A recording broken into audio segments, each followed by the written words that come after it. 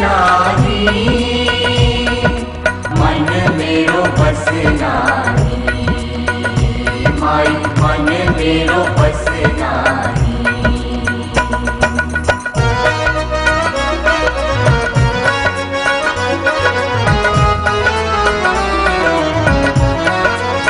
वेद पुराण स्मृति के मत सुन, निमक नहीं बसावे, निमक नहीं बसावे। पर धन पर दारा सिव रचियो, बिरथा जन्म सिवावे। मन मेरो बस नाही, मन मेरो बस नाही, माई मन मेरो बस नाही।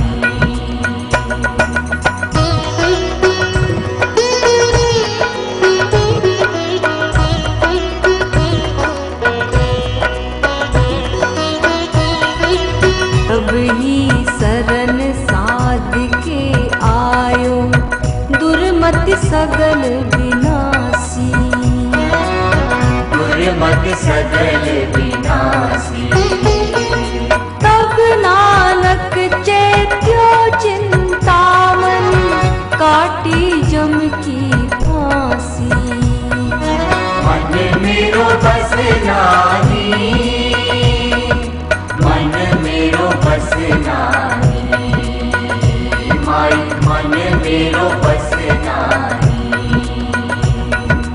निस्वासर विकियन को धावत, निस्वासर विकियन को धावत, कई विधि रोको ताही। मन मेरो बस नाही, मन मेरो बस नाही, माई मन मेरो बस नाही। नमस्कार। गुरु तेग बहादुर जी का बड़ा प्यारा शब्द है, माई मन मेरा बस नाही, निस बासर बिखियन को धावत, की विधि रोकी ताही। गुरु तेग बहादुर जी एक साधक की पीड़ा दसते ने। मन जो किसी दे वस च ना रहा, दौड़दा वे इत्थे उत्थे, निरंतर दौड़ता रहता है। कैसे रोकूं इसे? कोई तरीका बता दो, इस मन को मैं रोकूं, जो मेरे बस में हो जाए तो इसे कहूं तू शांत बैठ जा, और बस मैं उस परमात्मा के ध्यान में लग जाऊं। ये मन जो दौड़ता रहता है, वो बड़ी प्यारी बात कहते हैं कि हम सोचते हैं कि हम बैठे हैं, लेकिन बैठना हमारा तब तक बैठना नहीं जब तक मन शांत ना हो जाए, जब तक मन निर्विचार ना हो जाए, जब तक मन निर्विषय ना हो जाए।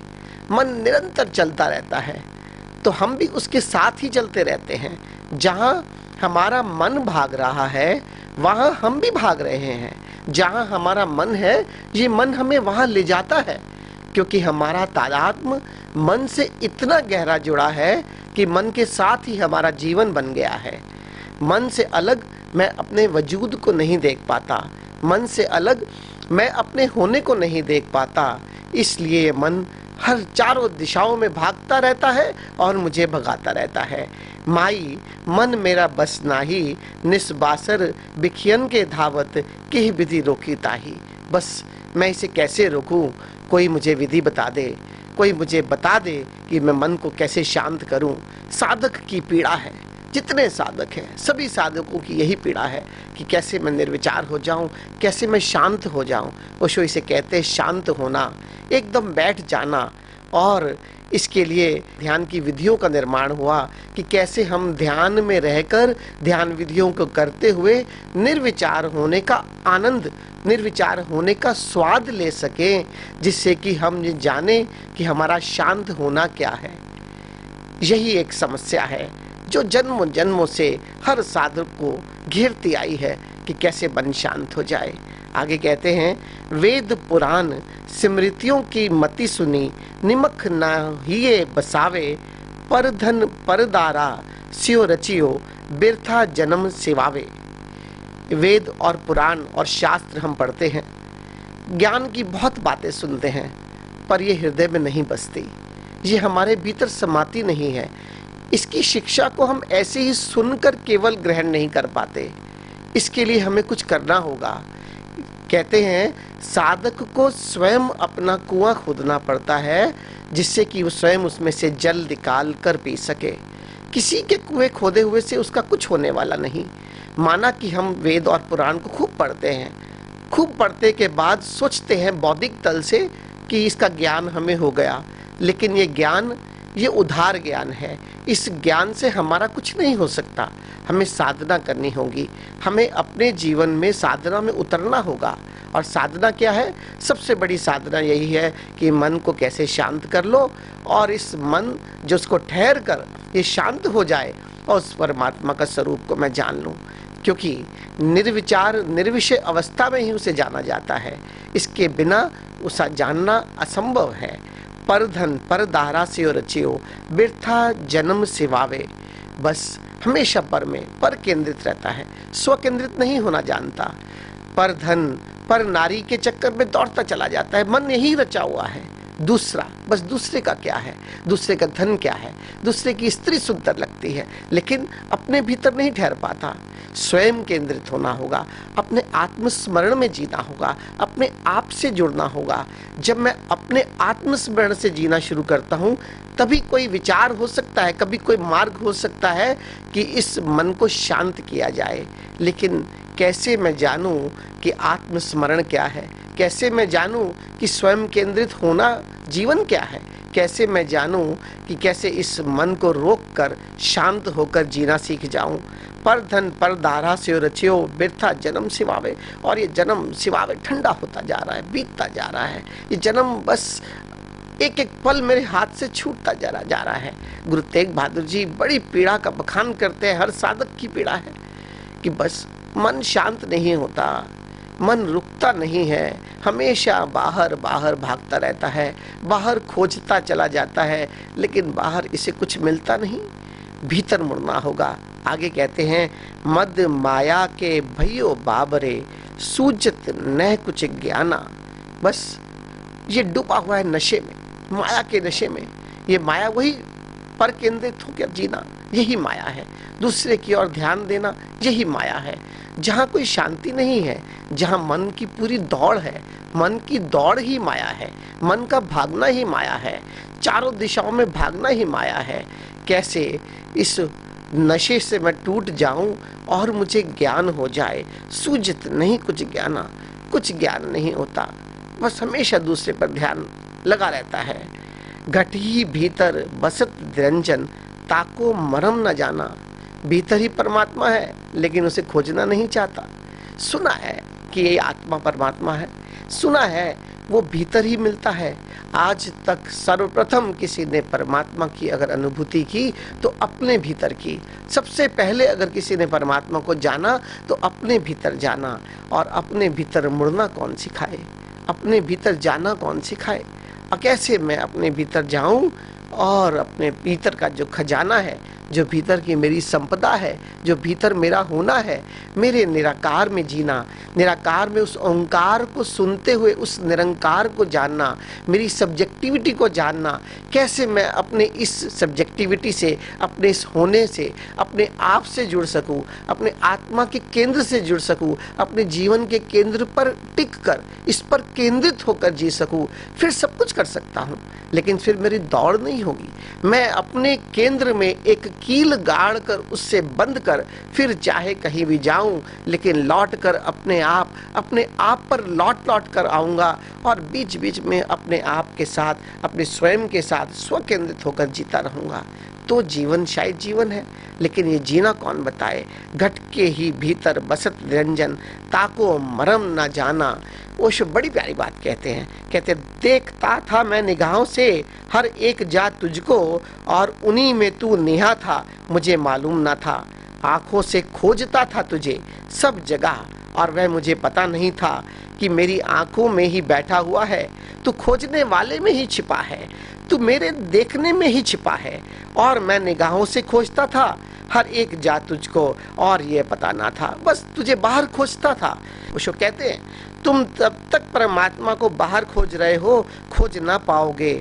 वह उन निगाहों में ही छिपा है, उस दृष्टि में ही, उस देखने की क्षमता में ही। वह तुम्हारे होश में छिपा है, वह तुम्हारे होने में छिपा है। बड़ी गहरी बात है, वह तुम्हारे होने में छिपा है। देखता था मैं निगाहों से हर एक जा तुझको, और तू उन्हीं में निहा था। अपने ही भीतर डूब कर पाया है जिन्होंने भी पाया है। वो कहते हैं बस बाहर बाहर ढूंढते हो, बाहर उसे पा नहीं सकोगे। अपने भीतर मुड़ना सीखना होगा, अपने भीतर डूबना सीखना होगा, अपने भीतर खोजना सीखना होगा। और जब अपने भीतर हम खोजने चलते हैं तभी वहाँ उसे पा सकते हैं। जैसे कहते हैं गुरु तेग बहादुर जी, घट ही भीतर बसत निरंजन। वो निरंजन, वो परमात्मा घट के ही भीतर है, ताको मरम न जाना। लेकिन ये मन उसको खोजना नहीं चाहता, ये खोजना नहीं चाहता जहाँ तू है। जब ही शरण साधु की आयो, दुर्मति सगल विनाशी। अब यहाँ सूत्र की बात है, लेकिन बार बार गुरु साहिबानों ने हमें सूत्र दिए हैं अपने शब्दों में, लेकिन हम उन सूत्रों में चुक जाते हैं। बस उसे गाते हैं, गाने का खूब आनंद लेते हैं, खूब रस लेते हैं, लेकिन उसके अर्थों से चूक जाते हैं। जो वो हमें कहना चाहते हैं बस वही हमसे छूट जाता है। जब ही शरण साध की आयो, जब परमात्मा को पाने चला, जब अपने भीतर खोजने चला, जब साधु की शरण में आया, जब सदगुरु की शरण में आया, जब सदगुरु के चरणों में आया, दुर्मति सगल विनाशी। तब मेरी दुर्मति, जो मेरी कुमति है, उसका विनाश हुआ। दुर्मति क्या है? स्वयं से दूर रहना दुर्मति है। कुमति यही है, बस जैसे मैं स्वयं के पास नहीं हूँ। और सुमति क्या है? अपने भीतर स्वयं केंद्रित होकर बस मैं ही मेरा केंद्र हूँ, मेरी आत्मा ही मेरा केंद्र है। जब मैं ये जान लेता हूँ, यही सुमति है। जब मैं गुरु के पास आया, जब मैं गुरु के चरणों में आया, तभी उसे खोज पाया। तब नानक चेतियो चिंतामणि, काटी जम की फांसी। गुरु नानक देव जी गुरु तेग बहादुर जी के माध्यम से कहते हैं। यहाँ हर गुरु सिख साहिबानों ने अपने गुरु का, नानक देव जी का नाम लिया है कि मैं जो भी कह रहा हूँ मैं नहीं कह रहा, गुरु तेग बहादुर जी नहीं कह रहे, गुरु तेग बहादुर जी के माध्यम से गुरु नानक देव जी कह रहे हैं। ये उनकी अहंकार की बस कैसे मुक्ति हुई है, निरंकारिता की पराकाष्ठा है, उनके समर्पण की पराकाष्ठा है, उनके गुरु प्रेम की पराकाष्ठा है। ये हमें सीखनी होगी, ये हमें समझनी होगी। वो जब भी जीते हैं वो नहीं जीते, उनके भीतर उनका गुरु ही जीता है। वो इतने गुरु प्रेम में है, इतने गुरु प्रेम में है कि उन्होंने अपना वजूद मिटा दिया, अपने आप को मिटा दिया। और जैसे ही वो मिटते हैं तो वो वही बस गुरु और गोविंद ही उनके भीतर जीते हैं। वो बड़ी प्यारी बात कहते हैं, कहते तुम्हारे और तुम्हारे परमात्मा के भीतर जो दीवार है, वो दीवार सिर्फ इस मैं की है। इस मैं को मिटा दो तो जो बचेगा वो वही बचेगा।